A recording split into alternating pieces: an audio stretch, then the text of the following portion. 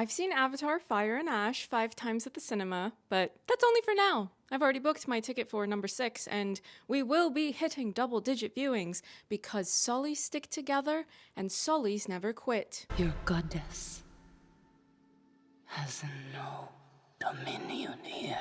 But there is no way that I am fighting. Hello romance girlies, I'm Lady Genevieve, and on my channel I talk about entertainment media. I've already done one review of Avatar Fire and Ash, but now that I've seen it 5 times, so far, I decided to circle back and share some additional thoughts, elaborate on things I mentioned in my first review. It's Avatar season, and I'm going to enjoy it. If you somehow ended up on this video without watching my previous Avatar Fire and Ash review, I would recommend watching that one first because this is very much a follow-up to that. I'm going to just go through my notes that I took in the order that I scribbled things down in my notebook during viewing number 5. So some of these are in sequential order of what's happening in the film, but some of them are not. This is a video mostly intended for the people who are also hyper-fixated on Avatar, Pandora. You're regularly checking the box office numbers because you are waiting for that confirmation for Avatar 4 and 5. That's the primary audience here. I'm not here to explain a film to you that you haven't seen. I'm here to talk to the people who have seen the film and probably seen it more than once. So gather around, romance girlies, we are here for fun. Let's address one of the weird talking points, one of the asinine ones, and debunk it. When I saw Fire and Ash for the first time, the impression that I got was that it felt like Act 2 of a larger story. If you've ever gone to the theater, as in the place where you see actors performing a play live, or you've gone to see a live musical, or if you've watched older films that would have an intermission in the middle of the film, an example of that is on my wall behind me, you will be familiar with how a story feels when you pick up post-intermission. That's very much how Fire and Ash feels when the film opens. It never occurred to me in my post-Fire and Ash glow that people would be complaining about similarities between these two films until I made the mistake of going on social media. Lesson learned. Do that less. I've already been cutting back, and I have never once regretted being on social media less any and every time I've done that. I'm already going to be deleting TikTok off of my phone at the end of this month because of the Ellison family acquisition. I don't need those people profiting off of my scroll time. What's next? Are people going to start complaining when they rewatch The Two Towers or Return of the King that Frodo is still trying to bring the One Ring to Mordor? Why is that the same thing you already saw? Just say you hate an epic saga. You're not here for grandiose storytelling. And after I saw Fire and Ash for the first time, I saw an interview clip of Sam Worthington saying that when he got the script for the first time, it was one script that covered the events of both The Way of Water and Fire and Ash. How many times have film fans watched something that they've fallen in love with, something about that resonates with us, and we've proceeded to say that if there's a longer version of that film, we would happily watch it? It happens all the time, including for films that are already a bit longer than the standard theatrical release runtime of 2 hours. James Cameron gifted those of us who understand his art, his staples of storytelling, which are romance, eat the rich, anti-imperialism, environmentalism, and STEM. He gave us a 6-hour movie, and my only response to that is thank you. You saved my life. Thank you. Thank you. One of the major relationships of this part of the Avatar saga is Jake's contentious relationship with his second-born son, Loak. In this film, we see him unfairly, unjustly blaming Neteyam's death on Loak directly to Loak's face. But think about this, okay? Jake was the one who launched this slogan for his children, Sullies stick together. To those children, Spider is family to them. So regardless of it being more practical to not try to save Spider when he's being held captive, they went and got him. Every time someone in that family has been snatched up by someone in the RDA, a recom, Jake goes and runs a rescue mission each and every time. So what's the problem here? Loak is your son and he's following your example. When Jake and Neytiri got knocked out of the sky during the final Fire and Ash battle, he told her through the comms that they were done, and it was time for them to go run off. And then what happened? Part of his family got snatched up, so he went on a rescue mission. It happened like clockwork. And moreover, Jake is upset at Loak for not doing the practical thing and sacrificing Spider in the process. And yet, what do we see in this movie? Jake being presented with a predicament, a dilemma, regarding Spider, to where Spider can now breathe the Pandoran air without a mask and be perfectly fine. No adverse reaction. The RDA, and in particular, the corporate higher-up, Parker Selfridge, wants to be able to study Spider and apply whatever happened to him to even more humans so that they will be able to speed walk through the colonization of Pandora. Gross. Ugh. But then, what does Jake do? He doesn't do the practical thing. He lets Spider live because Spider is part of this family, and sacrificing him is not the correct thing to do in general, but more specifically, it's not the Sully thing to do. You will see a lot of circular things like these, of parallels and connections that happen throughout these films. We're also probably going to return to the Jake and Loak relationship throughout this video because of how often it comes up, and I have thoughts written down while I was taking notes on viewing number 5. There's a line in the film's opening that says something about how the light always returns, and they're referring to the cycle of the sun as it sets and rises. This reminded me of how in The Way of Water, when Neteyam has just died and Neytiri is distraught, Come on, let's go. Let's go. Listen. Listen to me.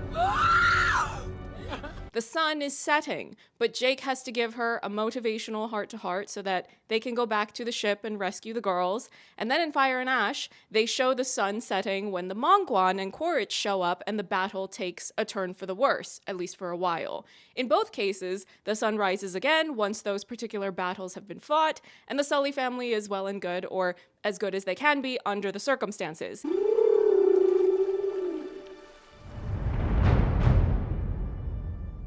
Now, James Cameron did not invent the concept of tying these cycles into what's happening with characters in his stories, but I do find it fitting because he's a hardcore environmentalist and has been for decades, so it makes sense that this is yet another way that he intertwines nature into how he structures this story. When Jake, Loak, and Sireya are diving down into the ship and retrieving guns, my first reaction was that I thought that this was going to lead to Jake giving some of those guns to various Na'vi to help them have yet another tool for protecting themselves. And after seeing the film for the first time, I saw James Cameron talking in interviews about how that was the original idea that he had, but then he changed his mind because he didn't believe that this was the correct choice, since that was exactly what Quaritch is doing to the Mongwan. Jake was already set to become Torukmakto again, but it wasn't going to happen in this particular film. So James Cameron just moved things around to pull that development in the story forward in the timeline. I think it's still useful for Jake to go and retrieve these guns, though, because we saw in the beginning of The Way of Water that they were interrupting RDA weapon shipments. And that's important to do because some characters will still use them, namely Jake himself, as well as others in his family. The battle against the RDA is far from over. He still needs to fight them. And it's still made abundantly clear that the Na'vi and the wildlife are valid to fight back against the RDA and the Mongwan because of the existential threat that they pose to those people. James Cameron has said as much in interviews. But the choice to differentiate between Quaritch arming the Mongwan and Jake rallying the many other Na'vi clans by taking on the mantle of Torukmakto without doing that one detail of giving them some of the weapons that he's retrieved from the RDA ship, to me that's also James Cameron's way of keeping the focus on how what Quaritch is doing is another type of imperial violence. It goes back to the Project Phoenix patch I mentioned in my previous Fire and Ash video. You can also liken what Quaritch is doing to other imperialist operations in real life, such as Operation Cyclone, Operation Condor, Operation Timber Sycamore. The list goes on and on. Dr. Garvin mentioning the algae while he's underwater, it's funny every time I hear it. I love him. I've heard a clip of James Cameron saying that he had expanded Pyakon's presence in the story because of how popular the character had become among fans of The Way of Water. I wouldn't mind seeing a bit more of Dr. Garvin in the next film. I'm assuming that's already where this was going anyway. Moreover, I am confident that if enough years go by, Jermaine Clement is going to start being approached by fans who will tell him that he's the reason they've decided to pursue a career in marine biology, the same way that the Star Trek actors would get approached by people saying that they decided to pursue this or that job that those specific actors' characters had done on the show. When Neytiri tells Jake how lost she feels now that she has lost her son, her forest, her father's bow, and all she has now is her faith, I was so frustrated because we just saw Jake all of 5 minutes ago needlessly berating Loak yet again, and this time it was for retrieving Neytiri's father's bow from the bottom of the ship. He said it was useless and to not let Neytiri see it. So Jake hears Neytiri say that she feels lost without her father's bow, and yet it doesn't occur to him to maybe circle back to Loak, revisit the matter of the family bow. No, because he's a fool. And even movie 1 Neytiri knew that. But stupid. Ignorant like a child. When Jake and Neytiri tell the family that they need to send Spider away back to the forest, when Spider is pleading to Jake, he calls him Jake, Mr. Sully, and then when you jump ahead to that scene of considering sacrifice, that's when Spider calls him Dad, and things like that are why James Cameron movies are guaranteed to make me weep profusely every time I watch and rewatch them. There's always a callback, always a reminder or connection or full circle detail, like when Neytiri told Quaritch when she was holding Spider at knife point, a son for a son. A son for son. But then when Spider joined the family on the rocks after that, Jake said a son for a son while he was embracing Spider, and that's yet another reason why I would fight Jake Sully, even though I also love him when he actually has his stuff together. Come here. A son for a son. You embraced Spider as your son, and then you wanted to send him away.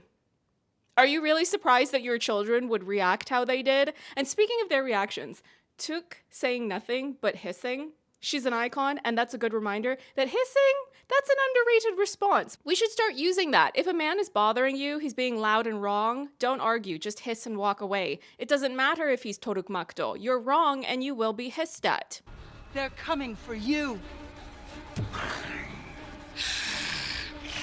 And in general, if you're not being empathetic to the children in this film, whether that's Loak or Spider or Took, those are the three that I often see asinine comments about, saying that they're not making the correct decisions. To summarize, those are children, and you're weird if you're lashing out at children like that. Spider is having love offered to him and taken away repeatedly, and Loak is being berated in a way that cuts very deep to anyone that has ever had to deal with even a slightly toxic parent or guardian. If you're responding towards children who are fighting for survival in the middle of war with anything other than empathy and compassion, they're all trying their best, you're weird.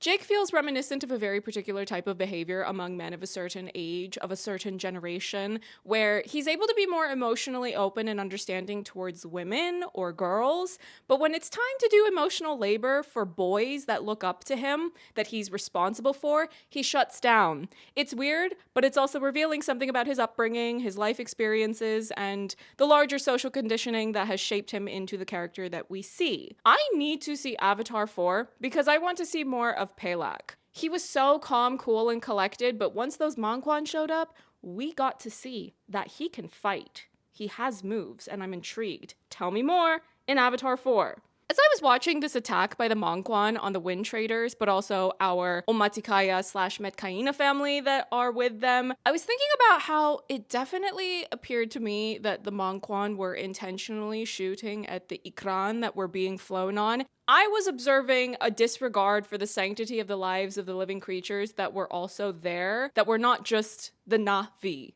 So initially, I was thinking about this through the lens of reiterating this point that these are Na'vi that have turned away from Ewa and this larger philosophy of being connected with the wildlife and nature of Pandora. But then, as this confrontation played out even more, I also considered the idea that maybe the efforts to shoot at these creatures is also an intentional strategy, because then you force the Na'vi to crash land onto the ground, where it is easier to attack them to cut off their kurus, which is still one of the really traumatic parts of this film where I have to either shut my eyes or I look up at the ceiling, because my nervous system can only take so much of that, especially when I'm experiencing this over and over again in Dolby 3D. I was trying to look up if James Cameron had some sort of a Catholic upbringing, because the more that I was reflecting on the revelations about Kitty and her arc in this portion of the film, I was reminded of something that only popped up in my head because I love Ridley Scott's House of Gucci. Father, Son, and House of Gucci.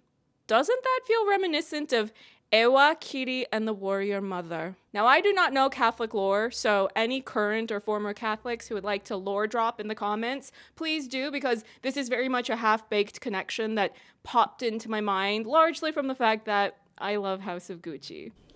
Father, Son, and House of Gucci.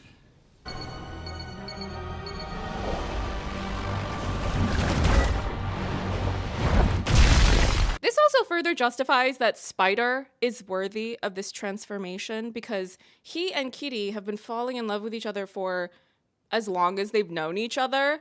Kitty is directly connected to Ewa herself. Ewa planted the seed for Kitty to be born from Grace's avatar. Spider has been falling in love with Ewa on multiple levels. He has grown up fully embracing the Nafi way of life, following Ewa despite never even having been able to directly connect to her through any other means except for Kitty herself and the choices that he makes about how he lives his life. I have been a Spider fan since The Way of Water. The naysayers could never tell me otherwise. The second Spider pushed Kitty in front of him after their first escape attempt from the recoms resulted in her being yanked by her kuru, I knew immediately that he was worthy of all of the good things: love, family, safety, and health. Did you see when the kids crash landed after the Monquan attack and then they jumped into the water? What was the first noteworthy thing that Spider did? He called out for Kitty to make sure that he knew where she was and that she was okay. James Cameron, I know what you are. You're a romance girly. One of us. One of us. A small detail, but when the Monquan get access to a gun for the first time, I love that they were picking it up upside down because it emphasizes how this is a completely foreign object to them. Now, it might seem insignificant, but the Avatar films are full of things like this that all together result in the world feeling so much more real and immersive. That's why these films do have fans. Loads of us, as a matter of fact. Something that I might end up scrubbing through more closely in however many months from now, once the film has finished its theatrical run and I've gotten a hold of a physical and digital copy of Fire and Ash, is I want to examine more of the forced Sahelu that Varang does, because I noticed that when she does it to Quaritch for the first time, it looks different from what we usually see. Typically, that Sahelu is a merging of minds. When Varang does it to overpower Quaritch, it looked more like a snake that was constricting and strangling prey. I've said this before, but I will say it again. I love Una Chaplin's performance, but I will repeat this particular sentiment that I said in my previous review, which is that I do not and will not celebrate and girl bossify Varang, because a villain is a villain. She's a war criminal, and I don't like war criminals regardless of whether they're women. Have you seen that absolute car crash of a town hall that Madeleine Albright did when she was alive, where she was confronted about her war crimes? Let me not say more on this train of thought, because it will be very mean things that I would say. Varang was giddy as can be when she learned how to shoot, and what was the first thing that she did? She shot at eggs. Weren't those eggs? Those glowing green round things? They looked like eggs to me. And even if they're not, they're presumably some type of living organism. And speaking of not being charmed by villains, regardless of my acknowledgement that the acting of the actors are excellent, do you know how annoyed I was by how often Quaritch was making me laugh in this one? I love to laugh, but you will not deceive me into rooting for anything but your downfall. And the thing is, I couldn't even be surprised that he was funny either, because as a romance girly, I saw The Lost City at the cinema. I gave it 5 stars, and I own it on 4K. And Stephen Lang has a cameo in that, in which he is funny. Are these your snakes? No, they were just here. Jake's repeated attempts to try to make Quaritch see. Of course, I'm assuming that this is an attempt to push him to connect with something more than just a creature he's going to make Sahelu with for the purpose of transportation. He's trying to push Quaritch towards something bigger and more sacred, like perhaps one of the ancestral spots. But the act itself of repeatedly telling Quaritch the same thing and trying to get inside his head, do you know what that made me think of? Those Viet Cong broadcasts? Defect, GI. It is a very good idea to leave a sinking ship. They lie to you, GI. You know you cannot win this war. And she was right. Depending on the audience member, I feel like far too many of the movie-going masses today don't understand how seismic those anti-war protests were on that generation. I mean, George Lucas made Star Wars with the heroic rebels modeled after the Viet Cong. He has repeatedly said that, including in conversation with James Cameron himself. I already brought up the Project Phoenix thing in my previous review, which is probably why I had that part of history lingering in my mind, as well as some of the other books I've been reading. And thus I had the thought that this is another dimension of how you fight your opponent. Get in their mind. James Cameron has said that the easiest character to write dialogue for is Parker Selfridge because he just models that character after the corporate higher-ups he's had to deal with in Hollywood. Actually, the one I write the most easily from a dialogue perspective is Selfridge, because all I have to do is channel all the in Hollywood and put him into one guy. And I've been around in this business long enough that his dialogue is very easy for me to write. Just find out what the blue monkeys want. And when you know that, that gives everything that horrible man says a whole other level of nastiness. Like when he refers to himself as a big picture guy, or when the RDA scientist is trying to explain the mycelia in Spider's body and Parker responds by saying something like, "I don't need to know how it works. I just need to know if we can duplicate it." I loathe him and all that he represents. Homicide. My brain gets flooded with stress chemicals whenever I see military warships. That was already how I felt as a general principle, but now whenever I see them in these films, it's inevitably a signal that means Tulkuns are about to be attacked. Finally, though, a blockbuster that isn't conditioning the masses to revere the bad guys. There's a point where Ronal refers to Kiri in this as your half-blood daughter. This is when she's speaking to Neytiri and changing the dressing on her wounds. This echoes the thing that she did in The Way of Water when the Sullys first arrived, and she was othering the Sully children for being mixed, showing their 5-fingered hands with the whole, "These children are not even true Na'vi." These children are not even true Na'vi. And that reminded me of how I needed to point out in a follow-up review that it was both Aunung and Rotro being scolded by Tsireya for their behavior when the Sullys arrived. It's too small. How are they supposed to swim? Do not. Roto. Aunu. Now, in sequentially reaching the point in the story where Jake pulled Loak away from the meeting that was happening with the Tulkun elders, and he lashes out and blames Loak for Neteyam's death, even though the first thing we saw in this film was Neteyam saying that it's not his fault, I had a line pop into my head. A line written by a Pulitzer Prize winner. "This is a lifelong battle with yourself." Jake is lashing out at Loak because he has his own unaddressed issues of self-loathing and guilt. Walk with me here. Broadly speaking, Jake has had to be in and out of combat for however many years at this point, both pre- and post-human to Na'vi transformation. That's already going to coat any and all other psychological and emotional issues in PTSD. Then you have to add in that before Jake was transformed, he had suffered an injury that disabled him, and his twin brother died in order to give him the new life that he now has. I am not suggesting that Jake regrets being able to live the life he now has with a wife and family that he loves, and a new philosophy that is vastly superior to the one he used to follow. But that being said, there's no such thing as therapy on Pandora, and we can clearly see that he's not someone that's good at talking out the emotional, psychological woes that are causing him the most torment, because all we ever see him do is take things out on Loak. Who is Loak? An outsider with a dead brother, and the death of that brother has inadvertently pushed him into a position of leading others? Does that sound familiar? Jake's self-loathing is something he might not even be conscious of, but we can see that the result of not talking through those issues or reflecting on them results in him externalizing those feelings by lashing out at Loak, who is a mirror image of himself, albeit a younger one. Remember that Jake has been an outsider. That's how we were first introduced to him. This is Jake Sully. Yeah. Yeah. I know who you are, and I don't need you. I need your brother. I've seen some comments of people wishing that Loak attempting to take his life should have been addressed. It was. He was embraced by loved ones that are trustworthy and safe for him to be seen in that emotional state.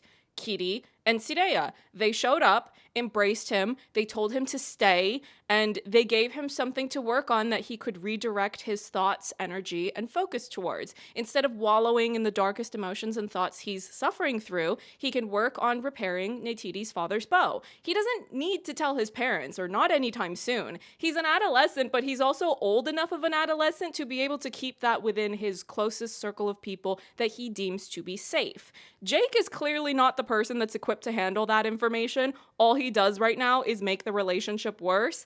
If Loak tells Neytiri, she will tell Jake. Whether or not they talk about that on screen at some point in a future film, my understanding of things is that there's going to be some sort of time jump in Avatar 4, and I'm hopeful that that will mean we can get to see a more significant progress in the relationship between Jake and Loak, because if we remember that The Way of Water and Fire and Ash are acts 1 and 2 of this portion of the broader saga, it makes sense that Jake is not going to make an instant change to years of bad parenting habits. You almost got your brother killed.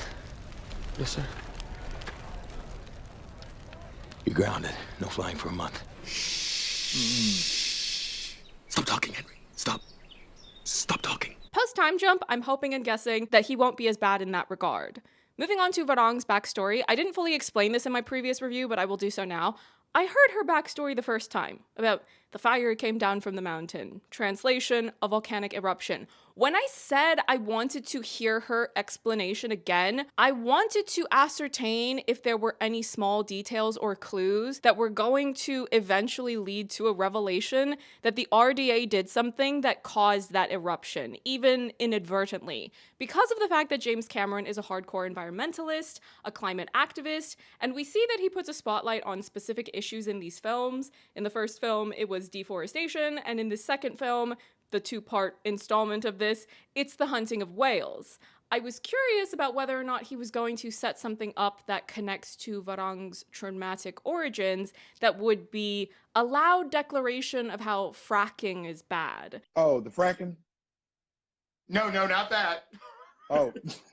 Now, whether it's fracking or drilling, it wouldn't surprise me in the slightest if James Cameron works something into future Avatar installments that push that information at us, the larger movie-going audience, so that we come away from the viewing despising that as much as we despise deforestation and whale hunting. As for Varang, to me, she's an example of the absolute worst-case scenario of rotten, festering trauma. The fact that her actions are a trauma response doesn't excuse any of them. I don't have any interest in joining in on the idolization some folks are doing towards this character. Lest people forget she is a war criminal, as is Quaritch, and when people like those kidnap, torture, and maim people, my response is not to say how cool they are. Now, they're fictional characters, and they add fantastic storytelling to the larger Avatar saga, but I at no point will be rooting for them. A detail I find revealing about that first one-on-one conversation the two of them have with each other is where she tells Quaritch, "I see you," and he responds with, "Damn right you do." He doesn't say, "I see you," because saying that is something significant, and he's still wrestling with becoming more Na'vi-pilled. I think he'll say that at some point, but the question remains of who he will say that to first. Varang or Spider? Put your guesses down below. Who will get Quaritch's first "I see you"? When the Monquan track down the Sullys at Awa'atlu, what does Spider do? He immediately squares up, blade out, ready to fight, and that's why he's worthy. And not only that, when they're running away, he tells Kitty to go that way, and then he runs in a different direction, hurling insults and taunts to get the Monquan to come after him and get them away from Kitty. James Cameron is a romance girly. There are works that advertise themselves as romance that don't do anything as romantic as that. That's Spider retaining that lesson he learned in The Way of Water. When the war criminals arrive, get Kitty to safety first, and then worry about your own safety afterwards if and when you can. Get her up on the door so that she doesn't freeze. But this time, Spider gets snatched up by his not-father, Recom Quaritch, and I had better not hear a single syllable about Quaritch being redeemable. Absolutely not. in the ground you go. As if all of the other violence we've seen Quaritch do during all of those attacks on Metcaina villages in search of the Sullies wasn't enough, he allows his war criminal girlfriend to violate his teenage son with forced sahelu and all the violence she imposes through that connection. You experienced that yourself, and you were covered in sweat after she did it to you because of how horrific that is. You are not his father, because fatherhood is not just biology. Jake's far from a perfect father, I've just gone through that, but at least he stepped up more than you. Letting a grown Sahik violate your teenage son like that, the jail isn't jail enough. And if you think I'm done reiterating that those two are evil and do not deserve redemption, well, just wait. Remember, we're going through my notes that are mostly sequential. Once they've kidnapped Spider, they circle back to demand that Jake surrender himself. Quaritch also wants to take Neytiri hostage because that's all he ever does is violence, kidnapping, traumatizing the Na'vi, especially the young ones. Jake negotiates a deal where they can take him, but they have to let everyone else go. Spider does not witness this because he's already been dropped off up on a warplane, and he's still unconscious because Quaritch allowed a grown Na'vi to violate him. But take note of how, when you fast forward through the film a bit, Spider ends up doing the exact same thing that Jake did. He does this near the end of the film when Neytiri and Took are being held captive. He negotiates a deal where they can take him, but they have to let everyone else go.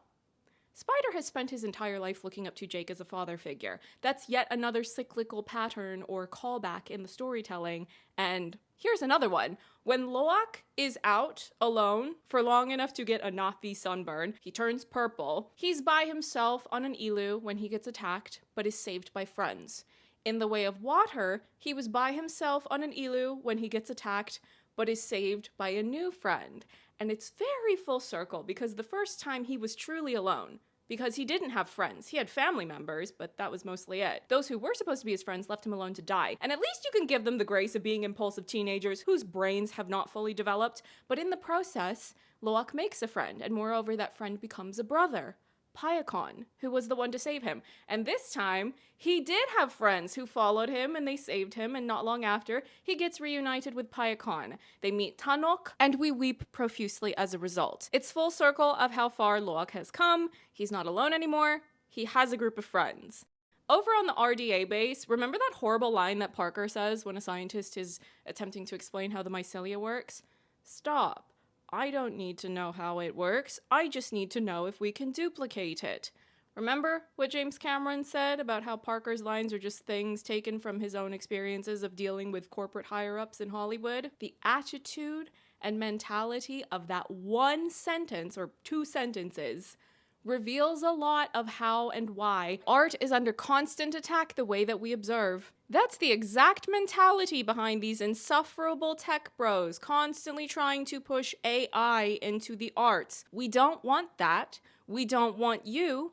You're not welcome here. And that's the polite version of my stance on the matter. Quaritch telling Spider he's proud of him. That exchange did not make me feel something positive for Quaritch. If a colonial thug does one nice thing, that doesn't change all the other crimes he's committed. But what that exchange did accomplish was that it made my heart grow in size for Spider specifically, because you can see how vulnerable he is. He and all of the other teenagers just want to be accepted and validated. And there's another circular aspect to this further on in the story when Jake validates Loak for being able to rally the Tulkun elders to join the fight, something that Jake himself, Toruk Makto, could not do. If you're being convinced that Quaritch isn't actually that bad because he said a couple of nice words to Spider, you are a baby with no object permanence, because he kidnapped Spider more than once, he held him hostage and forced him to go on violent missions where he brutalized, terrorized, and murdered the indigenous beings of Pandora. He allowed the RDA to torture him to try to get him to reveal where the Sullies ran off to, and he allowed the RDA to do a bunch of medical tests on him without his consent. But you're swayed by an "I'm proud of you"? You know it's actually fine to hold a grudge against colonial thugs. You're not required to idolize or forgive them, no matter how many Hollywood action films attempt to convince you otherwise. When Quaritch visits Jake in the holding cell and he says that Jake is going to be executed by firing squad because it's better optics, the first thing that popped into my head was, well, clearly you haven't seen The Wind That Shakes the Barley. If you don't get that reference, you should go watch that film and get radicalized by an unjust firing squad execution. Teddy O'Donovan, if I ever see you in these streets... Sure, I've my gun ready, Kathleen! That's a knife. You have to compensate, Kathleen. Times are hard. I will briefly reiterate my favorite rebel in STEM, Dr. Garvin. I think he's a prime example of how you should learn science, but it wouldn't hurt to, along the way, also learn how to fight. That reminds me of Meg 2, The Trench. That's a movie where most of the heroes of the story are scientists.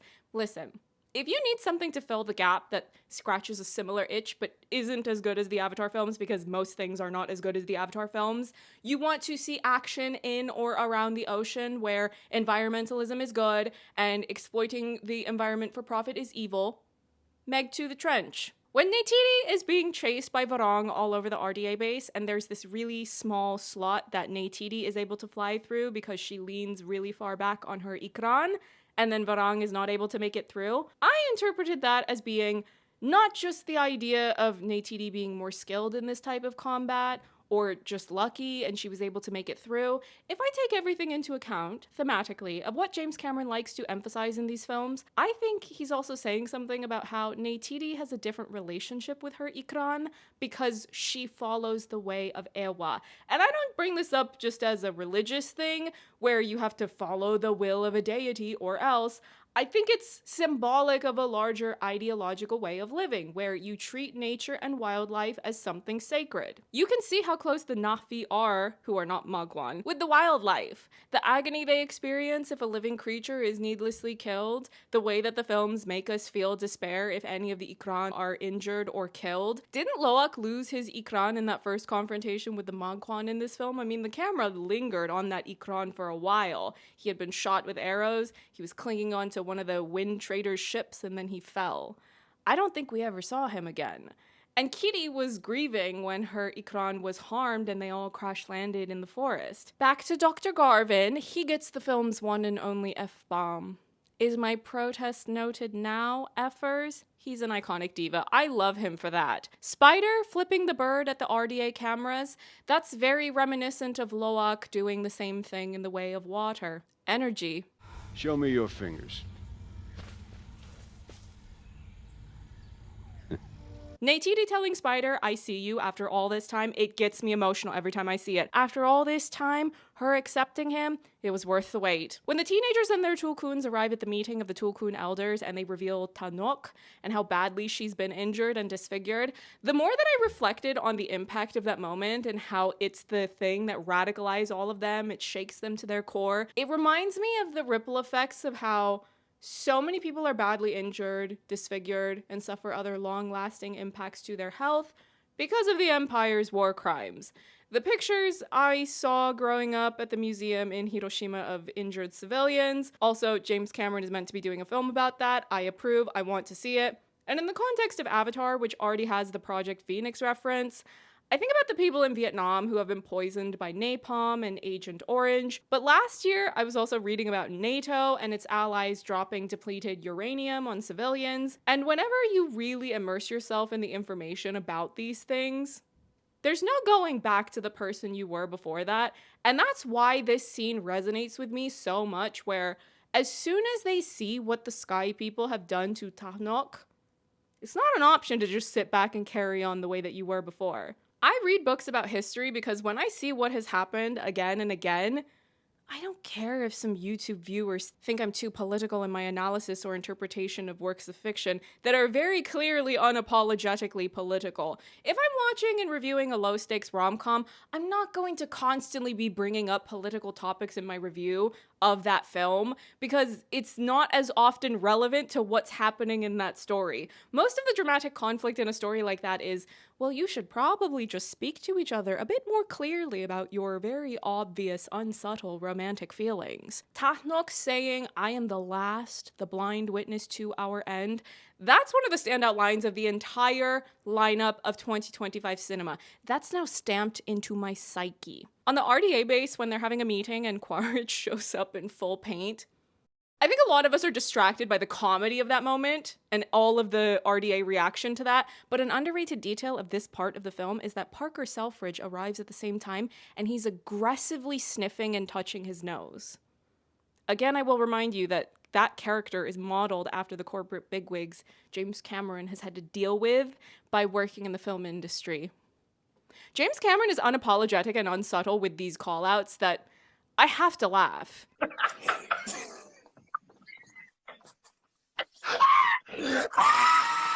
Kitty visits Ronald to pray, and this is another moment where the payoff is so good. Ronald was so judgmental to Kitty all this time, to the half-blood children, and now she acknowledges Kitty as a chosen one, someone that can call upon the warrior mother. The emotional payoff is stunning here, but also, that's how I feel all across watching and rewatching these films. Ronald said, if there's something you can do, you must do it. If there's something you can do, then you must do it. Isn't that the entire ethos of these films? Isn't that the entire reason James Cameron returned to make more of these? He wants that one line to be embedded in the audience and bloom into action to save the environment, stop the war machine, and stop corporate businessmen and all their nefarious deeds. You won't convince me otherwise. That's why these films exist. That's the driving force of this story and all its moving parts. Well, that and love. It's James Cameron, so love is always at the heart of these things. What happened after the film came out, indigenous leadership in various parts of the world approached me and said, your film is showing the type of thing that we're actually going through for real. And there was, sort of the unstated request was, how can you help us? How can you help get our real story out in front of people the way you did this fictional story? So yeah, then I went on a couple of years of actually becoming an overt activist and trying to help them, whether it was the Athabasca tar sands or down in Brazil with the Belo Monte Dam and all that. And eventually I realized, okay, I can just be another drive-by do-gooder, or I can go make more Avatar movies and reach a much wider audience, maybe with a somewhat diluted message because it's interwoven with entertainment, but maybe throw a much broader net. So that was the point at which I decided to go ahead and make more Avatar films, which was actually a difficult decision because I had a lot of things I was interested in terms of ocean conservation and sustainable agriculture, a lot of projects I was working on that I had to turn away from to go back into the saddle as a filmmaker. I almost bailed on being a filmmaker.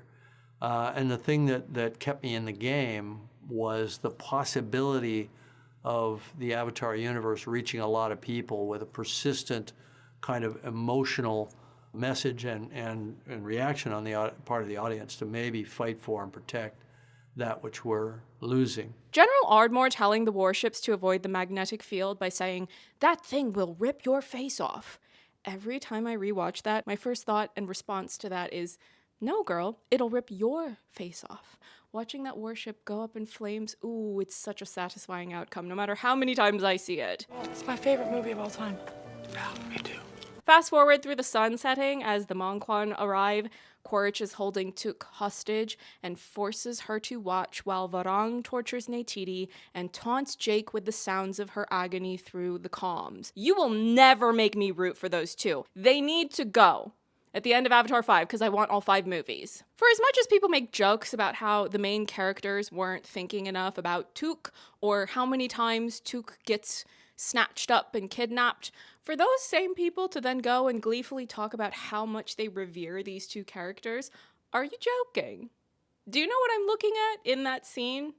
Teeny tiny baby Took being distraught while Quaritch is holding her captive, so she has to bear witness to all of that violence happening. Even if one or both of them has a change of heart and sacrifices themselves along the way for the good of saving Spider, whom he sees as his son, or for the good of the Na'vi because you came around to realizing that actually Eywa is real and she's the way to live, I will never forgive the two of them. Justice for Took and for all the others I've had to watch you two commit horrific acts against. But even if it was just for what we saw in this scene, what Took had to experience in that scene, that's more than enough. I will bestow zero forgiveness on either of them.